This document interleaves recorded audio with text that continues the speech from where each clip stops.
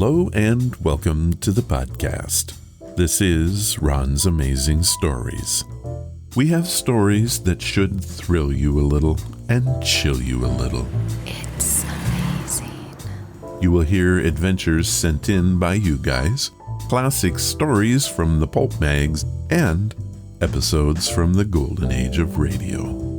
We have special segments like Ghost Stories with Sylvia. That's amazing. And the paranormal with Jason. I think we're going to have a lot of fun. So settle in for the next hour and enjoy the show. Oh, and you just might want to prepare yourself to be taken away from today.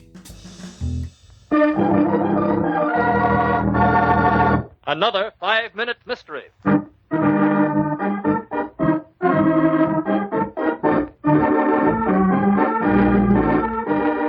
This 5-minute mystery is being brought to you by Ghost Stories with Sylvia, the podcast within the podcast that tries to make sense of the world of ghosts and their hunters. We don't commit the fashionable stupidity of regarding everything we can't explain as a fraud. Watch your step there, young fella. You shouldn't be walking against the light with traffic so heavy. Sorry, officer, I didn't see it. Holy smoke, what was that? Officer, a woman's going out of that window. Good heavens, she'll be killed. Okay, back up here and let me through. Hey, Clancy, better call an ambulance. I'm going up to that hotel window to do a little investigating.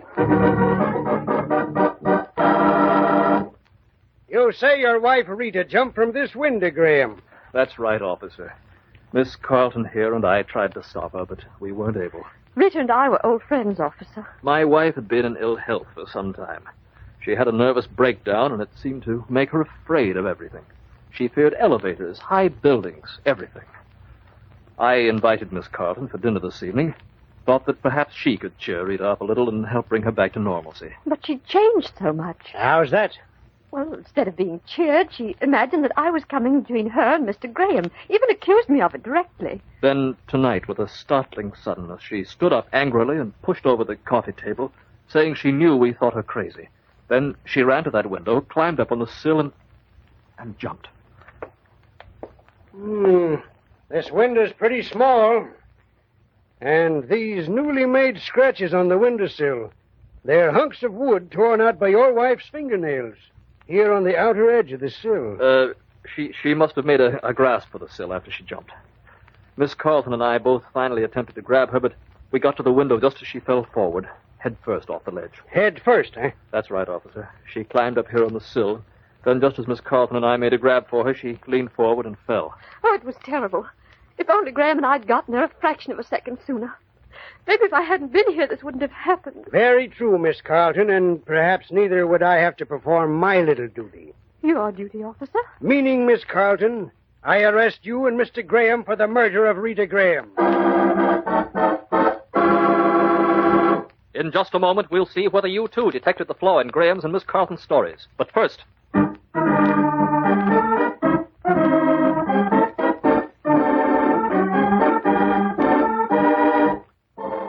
Oh, I got it. Did you hear it? It's as clear as the head on your shoulders or the fingers above your toes. That doesn't make sense. It's all about logistics. You can't put the cart before the horse or the feet before the toes. You're crazy. You might be right, but I know I am. Things have to happen in just the right way. If a head has to go through first, then the toes will follow. Do you get it? Yeah, I got it. Now, back to the solution of our story.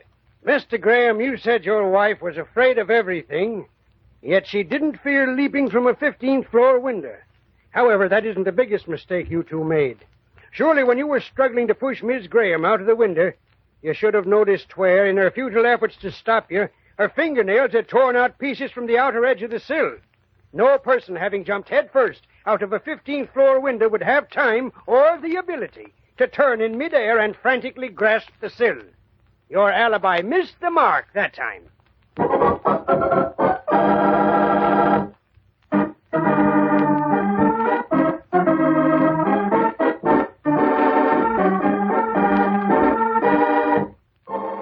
See? Head before toes. If your head is the first thing out, then your feet are the last. I too doubt that she grabbed that windowsill with her toenails. This 5-Minute Mystery was brought to you by Ghost Stories with Sylvia. We have one later today on the podcast. How about that?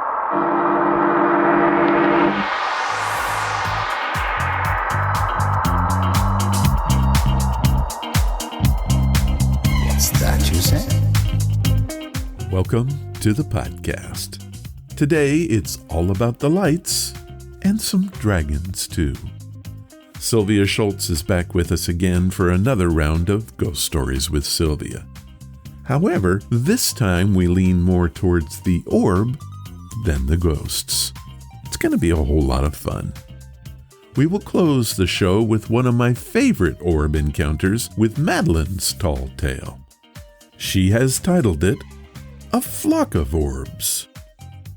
But hey, before we get to any of that stuff, let's get to those dragons.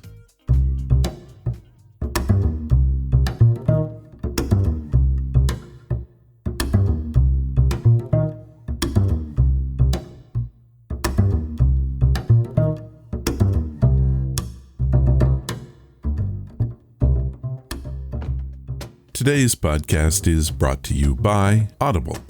Get a free audiobook and a 30-day free trial at audibletrial.com/Ron's Amazing Stories. They have over 180,000 titles to choose from for your iPhone, Android, computer, Kindle. Whatever you have, you can listen to Audible on it. So what am I listening to right now? Dragon Planet by Dan Wells. One of the audiobooks that I've reviewed in the past was one titled Zero G from the series The Zero G Chronicles. Based on your feedback and my love of the book, I had to talk about Book 2 of the series, Dragon Planet. It takes place right after Zero's amazing pirate adventure. Here's a clip from the book that does a pretty good job of catching us up. Some windows are boring. Most windows, maybe. The window Zero Huang was staring through was not one of them. In Zero's opinion, it might be the single most fascinating window in the entire galaxy. It was a window that looked down on a whole new planet. Zero and his friend Nix couldn't stop staring. I never get tired of looking at this. Me neither. The planet was called Kaguya, and it was the third planet in the Murasaki solar system. More importantly, it was the first planet outside of Earth's solar system that humanity had ever visited. The window that looked down on it was in the pilot's office of the Pathfinder spaceship, a massive colony ship filled with 20,000 people and all the gear they needed to build a new civilization on a brand new world. Murasaki was 20 light years from Earth. The journey had taken them 105 years, and the colonists had spent the whole time sleeping. Most of them, in fact, were still asleep. Zero was awake early because of an adventure. Space pirates had attacked the ship just before it left Earth's solar system, and because of a malfunction, he'd been the only one awake to stop them. One of the pirates, a girl named Nix, decided to stay with the colonists, and the two of them had shared the last functional sleeping pod in the pilot's office. When they'd finally arrived at Kaguya, the ship had woken up Governor Hatendi first, and Sancho, the navigation AI, explained the whole story. And then Hatendi had woken up Zero's whole family and explained the story to them. The governor was grateful, and Zero's parents were proud, but his brother Yen still didn't believe it. I don't get it. Who's Nix? She's my friend. I'm a pirate, so don't mess with me. Nix had bright pink hair that floated around her head in the ship's lack of gravity. Zero's mom offered a slight correction. She was a pirate. Now, she's our friend. But you hijacked the ship, right? You're literally a criminal? My family hijacked the ship. I stopped them. We both stopped them. Shut up, Zero. Don't say shut up. Their father, Yao Zhu Huang, floated in the back of the room. He was deep in conversation with Governor Hatendi and didn't even look at them when he spoke. Zero's father was one of the colony's main engineers, getting ready to build the new city on Kaguya. About 1,000 of the colonists were awake by now, all engineers and construction experts and their families, checking the cargo, studying the plans, and prepping the barges for the trip to the surface. How did you even hear me? Mr. Huang didn't respond. It's not like she was in charge of the pirates. She's only 12. I'm 13. You're 12. You're only 4 months older. You're still my age. She's not your age. She's 13. Your age is 12. We're only 4 months apart. Stop arguing. Zero and Yan had an older brother named Park, and he was upset for a completely different reason. I can't believe he met a girl. Here we go. She's not a girl. Excuse me? I mean, technically you're a girl, but it's not like you're a girl. I mean, it's not like I met a girl. I just met a person who is also a girl. You are definitely 12. I had to leave my girlfriend behind.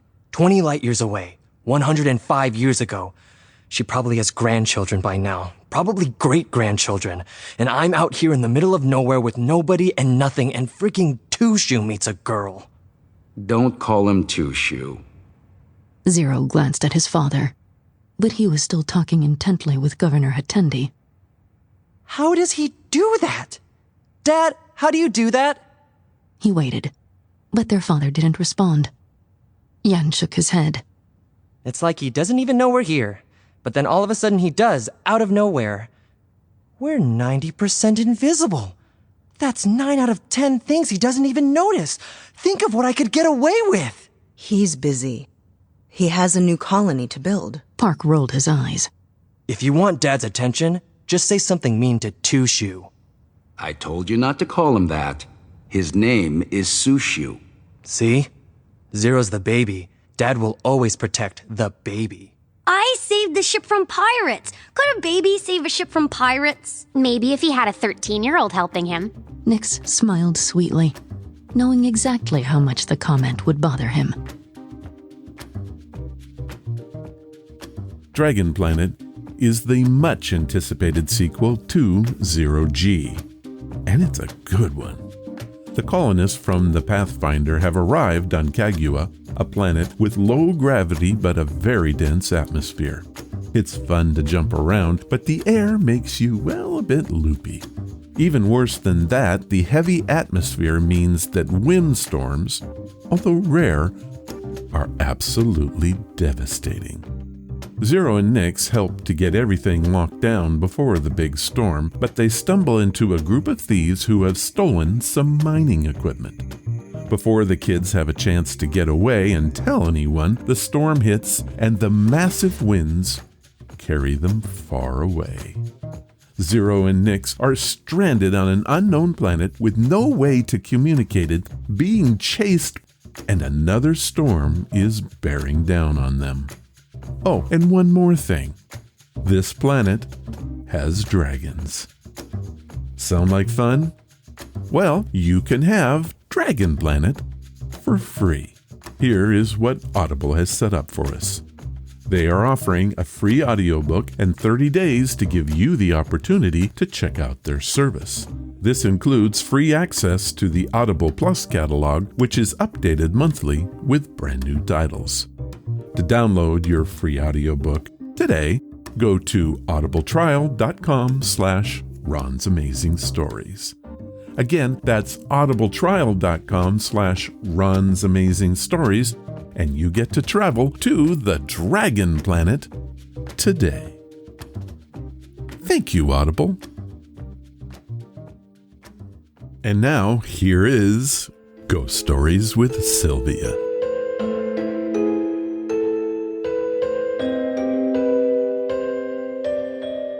We all love a good story, but what we truly crave is a ghost story. It's time now for Ghost Stories with Sylvia.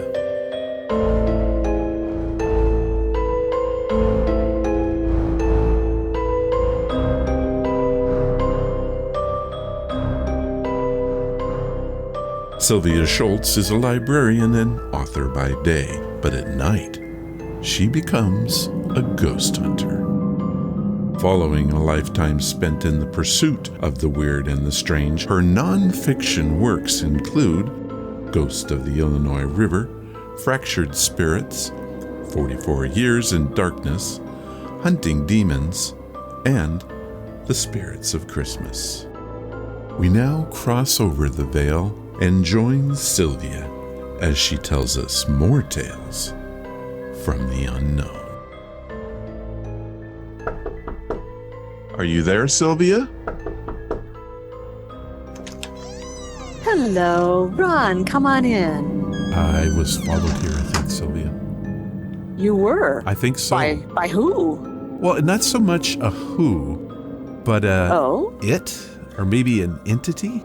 Well, tell me about it. You know I'm up for that. This time, I thought I would come in a little different way, and I came up by the Oasis. Yes. You know, the area you told me about. I hope you don't mind, but I wanted to go down there and see what it was like, if it was really all that peaceful.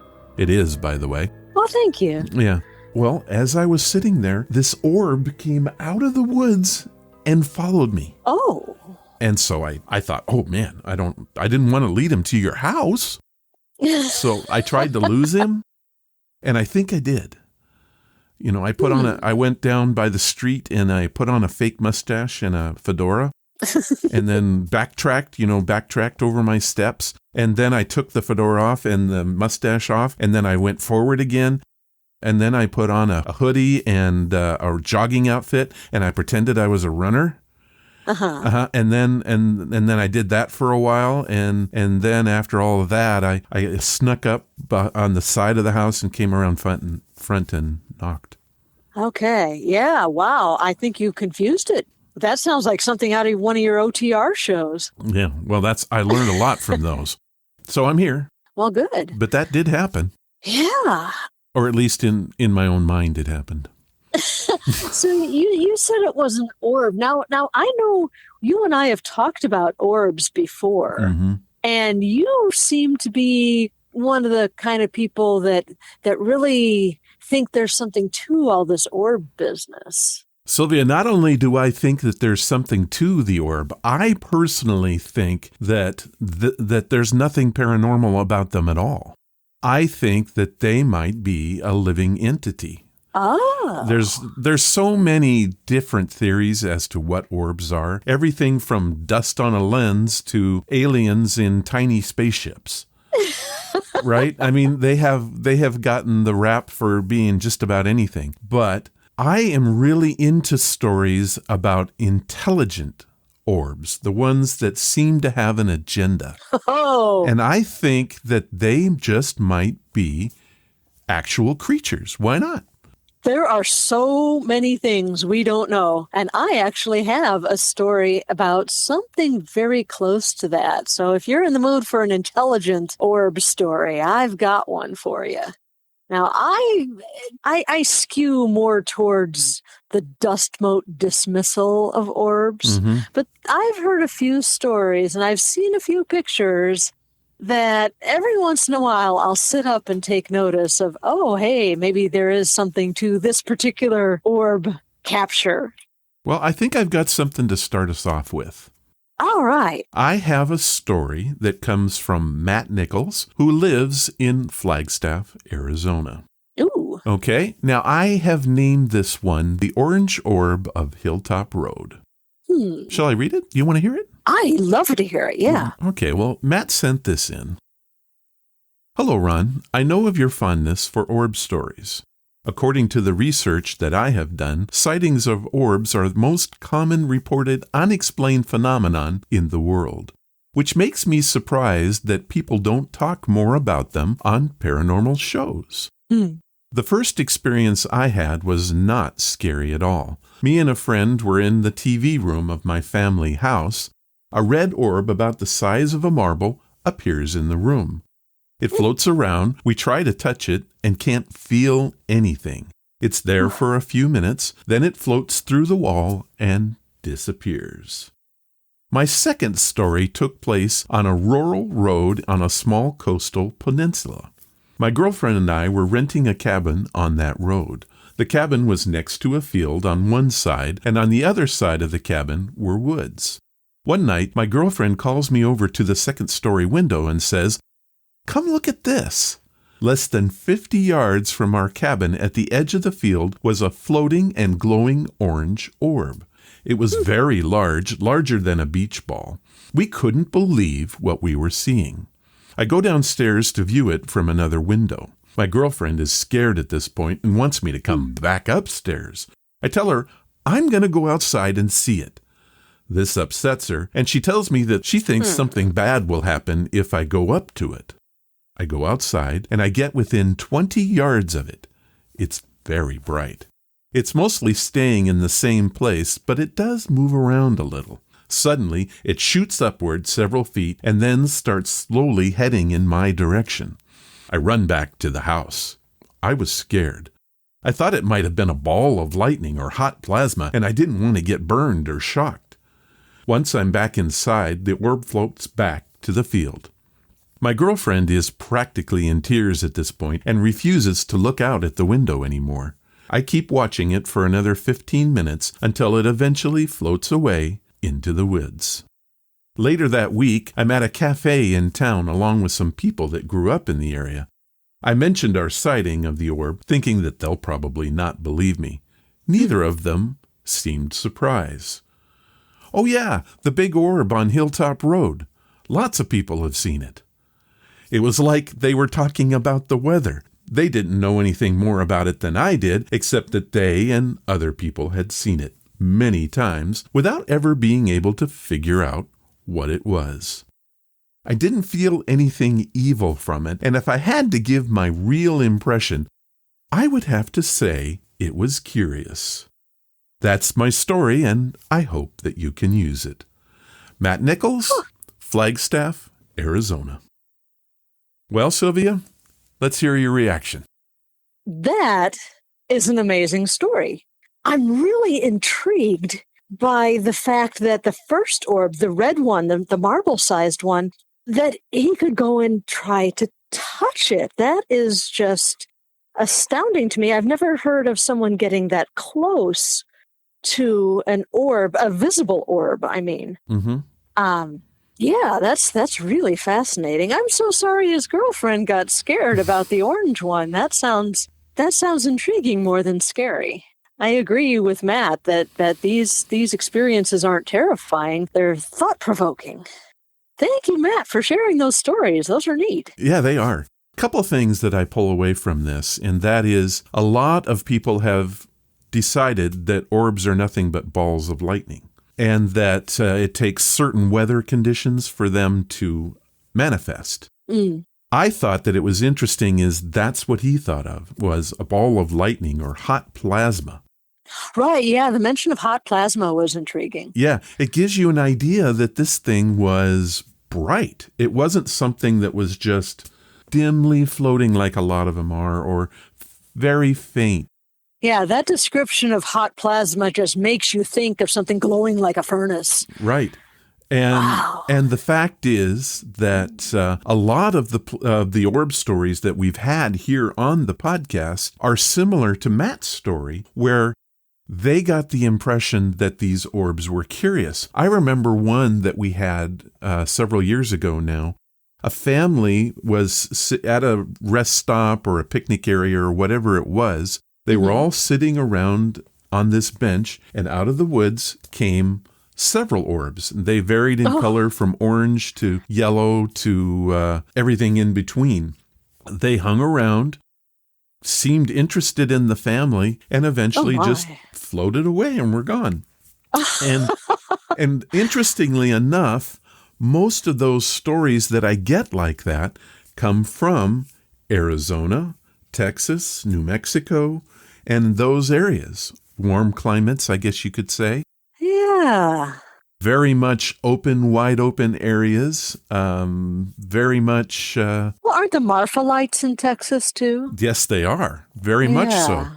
And but very much a common experience in those states. Yeah. And you don't hear, for instance, I don't think I've ever had a orb story from Washington. Bigfoot stories, you bet. Ghost stories, definitely. But orb stories? No. We don't have any weird lights up here in Washington, none of that stuff. But yet you mentioned Marfa, the Marfa Lights. They're quite famous and reproducible. Hundreds and hundreds and hundreds of people have seen these things and have documented. And I happen to know that the National Geographic themselves had done a spread on those lights. Oh, wow. Now that's the stamp of approval right there. It is. Yeah, and I had a story about orbs, a fellow who was rescued by an orb. And I had that. It happened in December, so it's in spirits of Christmas, and I'm trying to remember. But I believe that also happened in a mountainous area in Texas. I believe it was Texas. I know it was the Southwest. Mm-hmm. So there's another one. Yeah, and again, you keep hearing these stories, these orb stories. Now, let's take the other side of the coin. Let's go with the orbs that you hear about that ghost hunters come across. And that's something you may know something about, I don't know. But let me tell you what I know about it. Okay. And what I know is this, is that a lot of ghost hunters debunk orbs all of the time, saying they're nothing more but lens flares, dust, and they're more of a nuisance to a ghost hunter than a help. That's been what I've heard ghost hunters say. Oh, yes. It's absolutely true. I'm giggling because I remember you and I talked about before the show what we were going to talk about, and I just remembered another orb story that I have for you, and it's amusing, which is why it made me giggle. I'll never forget one of the first, I think it was the first investigation I went on with a team. And we set up all the cameras, and it was at the Old Bailey House in Macomb, Illinois. And my group had captured evidence on a previous visit. So I went around saying, here, we should put the cameras here. And the team listened to me, and we set up cameras in certain places. And all the cameras, all the night vision cameras were fed back to screens in what we called Command Central, and this was the kitchen. So we could see everything that the cameras were seeing. So we turned on the night vision cameras and we turned off the lights, and I looked at the screen and just about lost my mind because, the screen was just filled. We were looking at the piano in the parlor, and the screen was just filled with these glowing green orbs, and I was just, this is magnificent. Look at all the ghosts we're capturing. And I pointed it out, and the leader of the team said, Sylvia, those are dust motes. They're glowing in the black glare in the night vision. It's okay. Settle down. I was just a little baby ghost hunter at the time, but I'll just never forget that experience of just losing my mind and just realizing that they were, in fact, dust in the camera, in the lights of the camera. So yeah, that's why ghost hunters, a lot of us tend to discount orb stories, because so often it is just little sparkles of moisture in the air or dust motes floating around being lit up by night vision cameras. Well, I'm almost ashamed to admit this, but I have a similar story. Okay. And I took it one step further. Have you ever heard of the term geocaching? Oh, yes. I was into that for a long time. I still would be if COVID hasn't kind of thwarted me off from doing that very much. But I would go out all the time, and there was this place that I've always wanted to do, and there is a stone cabin. It was built very early on, 1840-ish. It was built, and it's still there. And in fact, there is a 100-year-old tree in the middle of it. And it just sits, it's more than 100 years now, but there's a tree that has grown out of the thing, but the walls are still there. And you can go visit this place. The fire hearth is still there. Most of the walls are still there, and it's made out of stone, so it's not going to go anywhere soon. Oh, fun. And I went to do the geocache there. And I always, when I do the geocaches, I take pictures so that I can post them along with you say, hey, I found it, and here's a picture to prove it. Yeah. And so I was taking some pictures, and sure enough, one of those pictures, I had this big old orb right there by the fireplace. just hanging out. And I thought, wow, I've captured something there. Now, here's the part that I didn't mention, is that I had just started watching Ghost Hunters.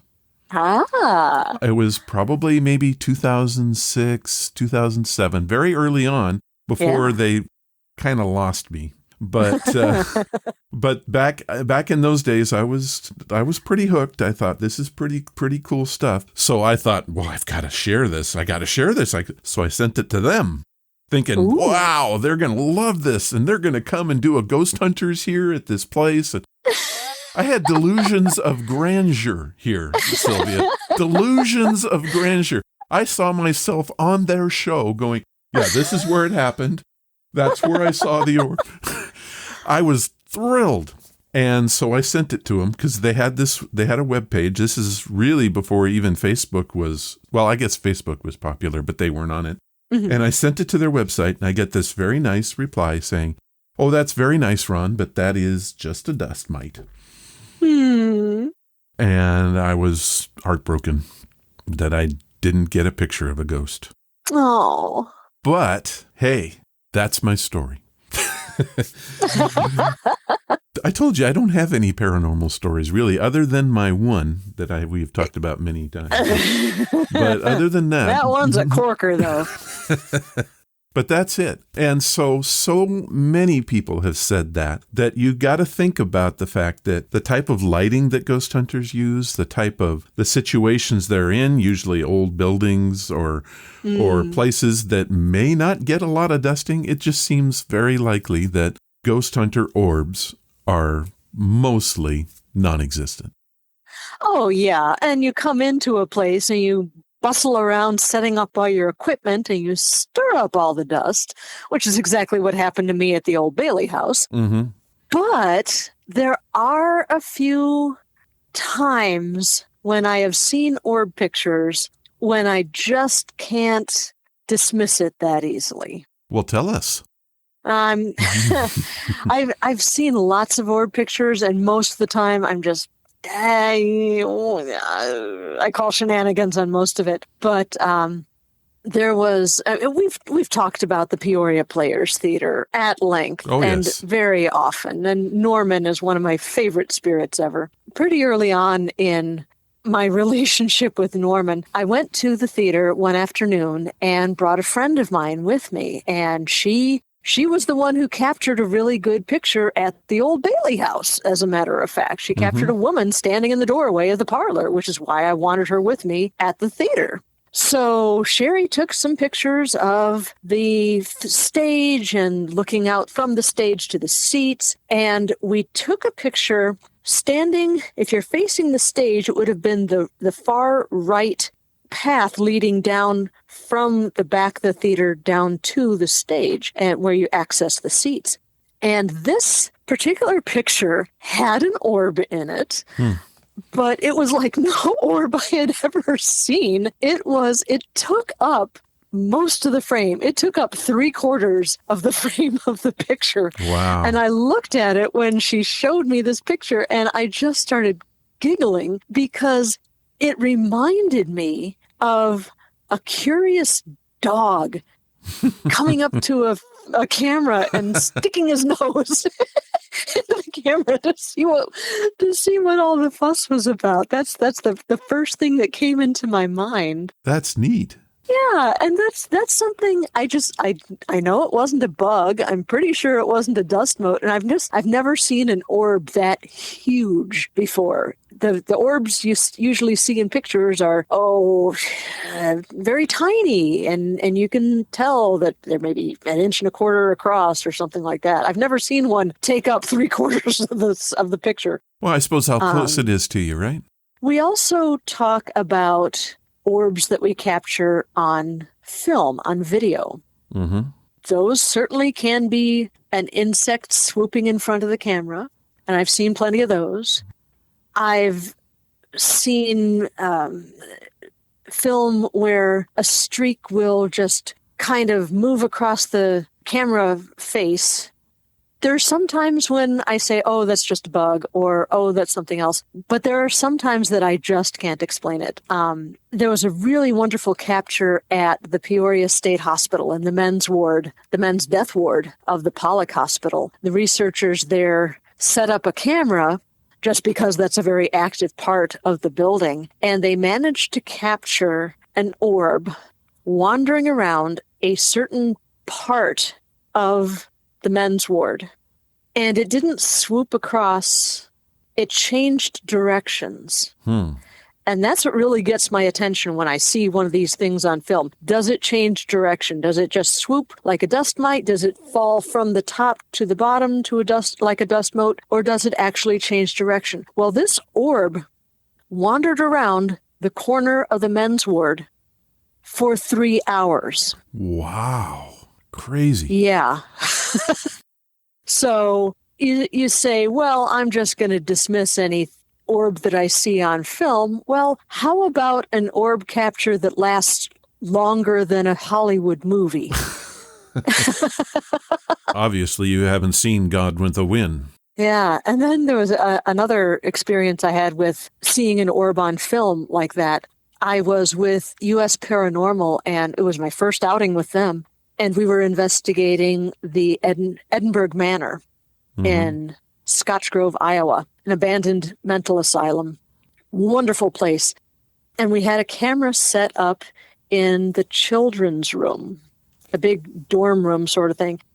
And we caught a couple of orb captures. And again, these weren't just starting at the top and going down. These were starting at the middle of the frame and going up, and then coming down and changing directions. And I was absolutely delighted to see those two captures because that was where I ended up spending the night. I actually slept in that room. And there is a Lights Out episode that describes what happened to me as I was trying to fall asleep. I know those weren't bugs because it was about 26 degrees in that building. So I know those weren't bugs, and I feel those were genuine orb captures. So just super fun. Yeah. So again, we're looking here so we've talked about orbs as a potential living creature, orbs as a spirit being, orbs as a piece of dust floating around. But there is one more type of orb that we haven't really mentioned yet. Okay. And that is the UFO. A lot of people believe that UFOs don't necessarily have to be gigantic in size to be spaceships from another world. Orbs can be very, very, very tiny, yet inside, why couldn't there be a crew of thousands? Again, there's so much we don't know. And didn't Douglas Adams mention something like that? That an alien race, this is going way off topic. No, it's actually right on topic. One of his books, he mentioned an alien race that took offense at something humans did, and they sent a flotilla of warships, and they crossed the universe, and they went to attack Earth, and they got swallowed by a Yorkshire Terrier. Exactly. They made a mistake in the size, the relative size of their spaceship to Earth. I just always thought that was so funny. Like, why couldn't that happen? Why couldn't we? Don't know. I have had a story on the program about a girl that saw a orb in her house. It was about the size of an orange. It was white, but what made it unique was it had flashing yellow, green, blue lights around it. Oh, my. And this moved through her house. And actually, she got scared. She runs into her bedroom, dives into the bed, pulls the cover over her head, and gets up courage after a while, gets up some courage and pulls her head, pulls the covers down, starts to look out, and there's the orb floating right in front of her. Oh, just goodness. Right there. And just floating there with these colored lights. Now, that is not the typical orb story we've heard. But it is... Not by a long shot. No, that but it is really a intriguing. Unidentified flying object, is it not? That is absolutely the definition of an unidentified flying object. Yes, and I have had many stories similar to that of people that have seen these smaller craft that fly around that at first they think they're drones or bunch of bugs, but then when they take a closer look, that doesn't work. It isn't a bunch of bugs and it isn't a drone. Huh. So you've got that. And I think the most fascinating of all of these are ghost lights. And, yeah, spook lights. Spook lights. I have seen so many stories of lights that are unexplainable, that have odd behaviors. And we've already talked about the Marfa Lights. But there is another place, and it really racks my brain, but it's also in Texas, where people set up lawn chairs out in the desert areas, and watch and wait for these lights to come in off the planes, just come flying in. They are that predictable, which is really rare in the paranormal. And so does that exist? Well, it has to exist, because I'm telling you, you're not going to get a lot of people out there setting up lawn chairs and knowing that something's going to happen if something doesn't happen regularly. Yeah. And those types of things happen all the time. And, of course, they're always described as quick-moving orbs of light. Yeah. My friend Dale Kazmarek wrote an entire book on spook lights. Mm-hmm. Yeah. So they're out there. They're definitely out there. There is a really fascinating area of the Chicago suburbs, really close to where I grew up, within 10 miles of where I grew up, called the Archer Avenue Triangle. Okay, what's that? This is, my father told me about this when I was in middle grade school, and I just found it fascinating. He explained it by telling me about ley lines, about these lines of energy that run through the earth. And apparently the Archer Avenue Triangle has a convergence of several of these lines. They were paths used by Native Americans. And inside this area, there's Archer Avenue, which has Resurrection Mary, one of the most famous vanishing hitchhikers on the planet. Everybody's heard that one. Yeah. There's the St. James the Sag. There's the ghostly monks that hang out there at St. James the Sag. There's, there used to be Willowbrook Ballroom. Unfortunately, it burned down a couple years ago. But Willowbrook Ballroom, that also has ghost stories attached to them. That's where Resurrection Mary apparently danced the night away before leaving and getting picked up by all these motorists. And repeatedly. I think the other distinctive feature of Archer Avenue is that there's a spot along Archer Avenue that is called Maple Lake. And there's a little pull-off where you can park up against the edge of the lake, and you can look out across the lake, and there are spook lights that appear in the woods across Maple Lake. So Archer Avenue, besides having Resurrection Mary and ghostly monks and ley lines and all sorts of stuff, they also have an area with spook lights. Well, this is not the first time I've heard about ley lines, and it is amazing of how many of those are associated with famous Native American sites are definitely associated with ley lines. And I don't think that's an accident. I think that is by design. I think so. The Native Americans were much more attuned to their surroundings. So I don't see why they couldn't have been aware of those lines of energy. Well, is there anything else, Sylvia, that you can think of that you want to talk about? I was also going to mention, talking of Archer Avenue and all the wonderful ghost stories associated with it, there is a part of Archer Avenue where there's the intersection of 95th and Keene Avenues, and there's a bridle path, a horse trail that runs right across the street. And that is the scene of several ghost horse sightings. There have been several horses and riders killed at that intersection, and people have seen the ghosts of those horses and riders. And there's also a couple of dogs running around, too. There are ghost dogs that show up at that particular intersection. That's also very close to Archer Woods Cemetery, and we've talked about that before. There's a Lights Out episode of Archer Woods Cemetery. Incredibly active area. Well, Sylvia, so then let's try to put a lid on this, if possible. And I have a way to do that. Okay. All right. So, of all of the different types of orbs, ghost lights, all of it, do you have a favorite? A favorite? Mm-hmm. I think one of my favorite spook light story groups is the group of stories where it happens along the train tracks, and it's a guy who got killed on the train tracks, and he's looking for his severed head, which has been missing ever since the accident. I always have a soft spot for those spook light stories. Well, we mentioned the lights in Texas there, and where that occurs used to be a railway that ran through that area, so it kind of fits. So you like the type of orb story you'd love to sit down and hear is something that deals with train tracks and ghost lights. Yeah. Okay, well, for me, and I think it probably will come as no surprise, I like the stories that make the orbs out to be intelligent creatures, or at least maybe sentient. Knew it. Yeah, sentient creatures that are curious. To me, I love those stories the most. Those are the ones that I long for when we get one like Matt's today. I love that story because to me, I believe it. I believe it. Yeah. You can laugh at me if you want, but I believe it. You will not find me laughing. I am charmed by that story as well.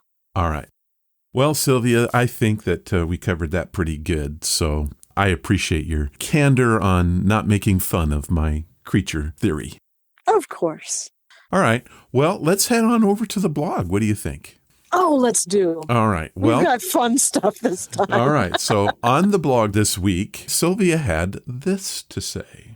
In Saudi Arabia, 1979, the Arab News issued this admirable report. We regret that we are unable to give you the weather.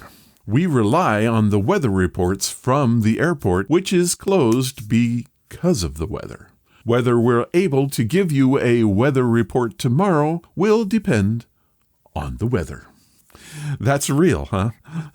That is real. That is real. That is from a book by Bill Bryson, who is one of my favorite nonfiction authors. And yeah, that's short, straightforward, to the point. They're just laying it out. I love it. All right, Sylvia, what's going on Lights Out, the podcast? What do you got going over there? Oh, we have such wonderful shows coming up for you guys. Right now, if you go to Lights Out, the current episode is a ghost tour of Gettysburg, a walking tour with ghost stories. And that was just ridiculous amounts of fun. And then coming up, the next episode is going to be my investigation of Devil's Den, just at the base of Little Round Top. Those two places are some of my favorite places on the battlefield, and great stuff. What happened there? Devil's Den is kind of at the base of Little Round Top, and you had the Union forces at the top of Little Round Top shooting down, and you had the Confederate snipers all holed up along the rocks, the boulders really, at Devil's Den, and they were shooting up towards the Union forces on Little Round Top. And these Confederate snipers were really pretty deadly. They managed to hold Devil's Den for quite some time. Devil's Den was, when I first saw it, it was a lot smaller than I expected it to be. So that was an interesting revelation. I've been reading about it for years, and then I finally got to see it. And I'm like, that's not very big at all. It's not a very large area to have to hold. But yeah, these Confederate snipers held their position for hours and hours and really caused a lot of trouble for the federal forces on Little Round Top. Well, I have to admit that I have not had a chance to listen to the Gettysburg Ghost Tour yet. Oh, you know what? You really should, because it was so much fun to go on the tour in the first place. And it was so much fun to put that show together. And I posted it. I posted the podcast version. And then a couple days later, I posted the YouTube version. And maybe an hour and a half after I posted the YouTube version, I already had someone commenting on what a joy it was to listen to that. So, well, normally I get to tell the listeners what it is I got to experience, but I don't get to this time. But I do promise you that tonight there is nothing going on for me, and I am going to listen to that episode tonight. Wonderful. So, and I had planned that before even we got together today that I was going to listen to it because I kind of felt bad because I always like to throw out my impressions of it, and I can't because I haven't seen it yet. So I'm looking forward to it. I love it when you're on ghost tours because you get to hear all the nuances of what's going on around you. And I'm assuming that's what it's going to be like. And then you have the people speaking. I love that. I think it's great. It really makes you feel like you're there. It does. It really does. That's why I do those is, hey, come along with me on this tour and listen to what I listen to. All right. Well, so just to repeat then, currently out there right now, all you got to do is go to sylviashults.wordpress.com and you can listen to the Gettysburg Ghost Tour. And then coming up soon is... The Exploration of Devil's Den. The Exploration of Devil's Den. Well, Sylvia, I think we've had another good chat today. I think so. Now, you watch out for that spook light. Okay. If it follows you home, just give it a couple pettins and a couple of biscuits and send it on its way. Can I come clean? Sure. I didn't see it. I made it up. Oh.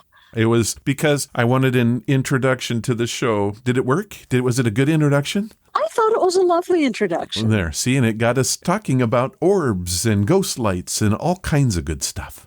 That is my favorite kind of introduction. Yep. The kind that leads to fun stories. Well, any last thoughts or words, Sylvia, for today? Stay safe, everybody, and stay spooky. Ooh, you borrowed that from Jim Harold. Actually, I borrowed that from the Paranormal Files, Colin and his gang, but... All right, I will second that. Let's all stay spooky together. Thank you, Sylvia. Thanks, Ron.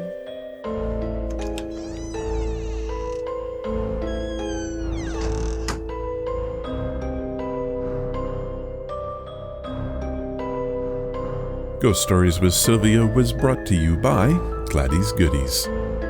I always have a great time talking with Sylvia, and I learn all kinds of new stuff. If you want to visit her on her home turf, head to sylviashults.wordpress.com. There you will find her blog and access to the podcast Lights Out. I will have links available in the show notes. Thank you, Sylvia. Gladys Goodies treats are a 100% natural, nutrient-rich treat that pets love to eat. You can get your treats and some really cool swag for your dog and cat at GladysGoodies.com. And don't forget to use our very own promo code RONS. That's RONS. And you'll get a 20% discount on all of your purchases. That website again is GladysGoodies.com. I hope you enjoyed this edition of Ghost Stories with Sylvia.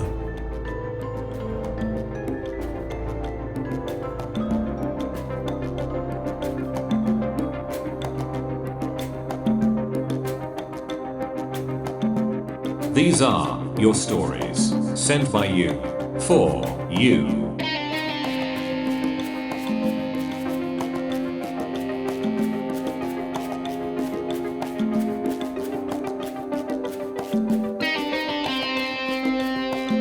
Well, we have time for one more orb story this week, and it's a good one. It comes from a few years ago on the show.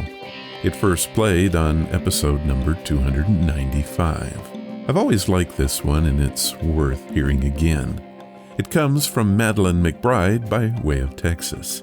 It offers some proof of the possibility that orbs are creatures along the lines of fireflies, but with an intelligence equal to or close to man. This is by far the most common type of orb story that we've had on the show.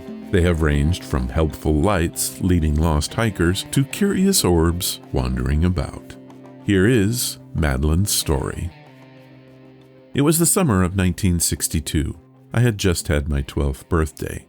In fact, I was in the back of our 1961 Rambler station wagon playing with my new Chatty Cathy doll. We were driving from Carlsbad, New Mexico, to our home in Arlington. We had been camping. It was getting on towards evening, and my dad had just told us that we'd be crossing over to Texas very soon. The plan was to stop in Armadillo to visit my granduncle. I remember that it was a lonely road, very quiet and not many other cars at all. Even the trucks had seemed to disappeared. Dad had wanted to make good time, so he said that he was going to step it up a bit. Well, the flesh was willing, but the Rambler was weak.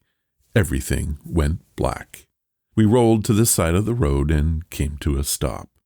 I don't know why, but I was kind of excited. I thought this was going to be some great adventure. As it turns out, it was. My dad was a mechanic by trade, so none of us were worried about being trapped here. We had plenty of lanterns, flashlights, and, of course, food. Mom was the first to talk and started giving out orders. "Maddie, get the camping stove. Hun, you fix the car." We set about our tasks, and things went perfect.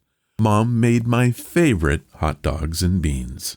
And Dad, well, after a few cuss words and ouches, he had fixed the car. We had this fold-up table, and we set up just off the road a bit. It was actually quite nice. The open plains went off in every direction for miles. We were about halfway through our meal when the first orb flew by. It was about the size of an orange, and it glowed amber.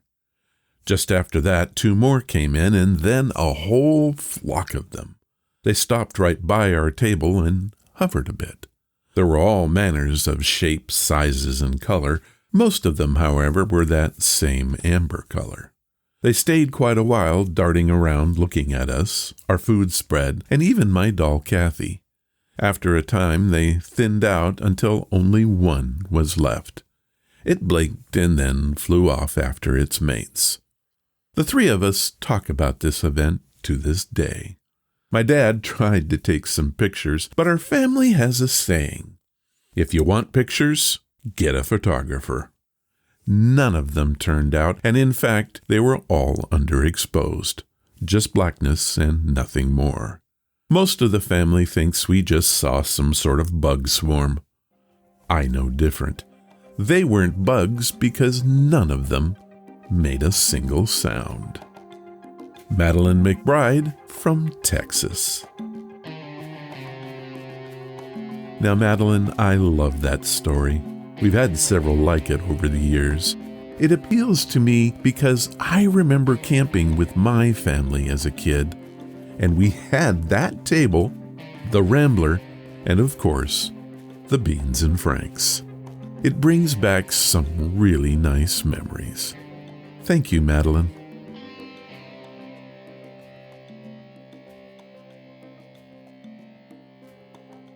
Budweiser commercial featuring the Crew Cut. Where there's life, there's Bud. At a concert or a show, in your own backyard, wherever you go. Budweiser's here is for folks to know. Where there's life, there's Bud. Budweiser.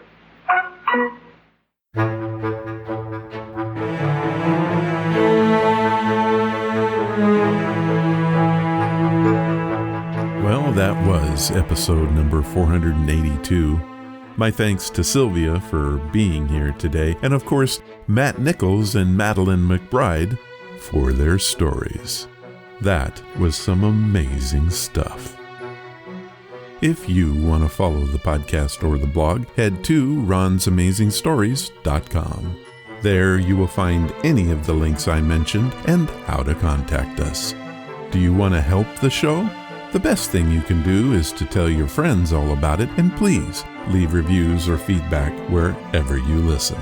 Clicking that follow or like button makes us grow. Thank you for listening, and I hope you come again to find out what are Ron's Amazing Stories.